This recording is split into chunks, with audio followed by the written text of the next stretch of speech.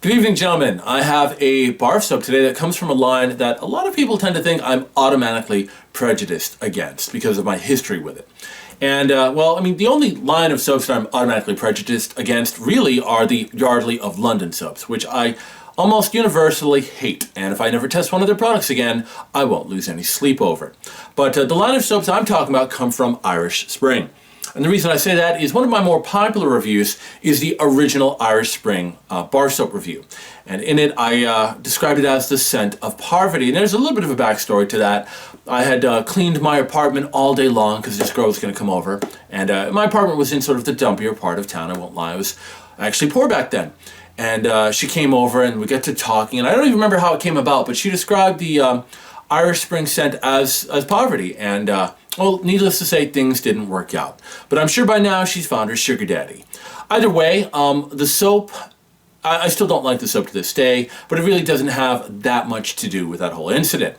Some of their bars are actually quite good. For instance, I tried their signature line in the past, which I just happen to have right here, because it's midnight and I have spent the last 20 minutes digging through 95% of my bar soap collection.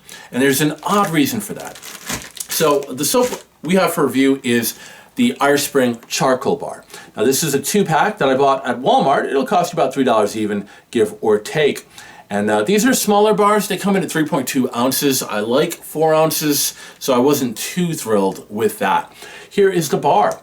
Now, I'd used it for 5 days, and I was getting ready to make this review, but there was still something nagging at me. I'm like, I just, something doesn't feel right. So I went back and I watched a few of my reviews, and one of the things I found out was that I had reviewed their Moisture Blast bar, and they are identical. This is also a light blue bar that has moisture beads in it. And that got me thinking, well, wait a second, what if this is just a weird name change, and it's the same bar?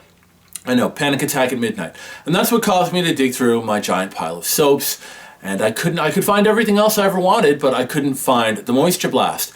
And out of all the reviews I've done, that is one of them where I just didn't post the ingredient list. But as time went on and I calmed down, I'm really confident that this is not the exact same bar. They may look the same, but I do believe they're different. For instance, the aroma on this one is really great. It is a mild scented, minty, cologne-like scent that I think guys will absolutely love. It's great. You'll enjoy it in the shower. Once you step out and towel off, it'll linger on you for a short while before it dissipates. When you're washing up with it, it's got an okay foamy lather, and this is a bar soap that left my skin in a neutral condition.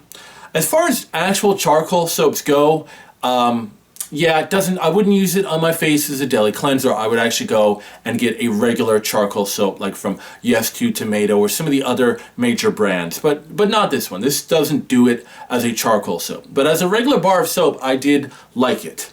So there's that much. But it's been a really weird night, and I like the soap as soap, but it did cause me to have some weird flashbacks. So, all right, there you have it. That is my review. I want to thank you for joining me, and I will see you next time.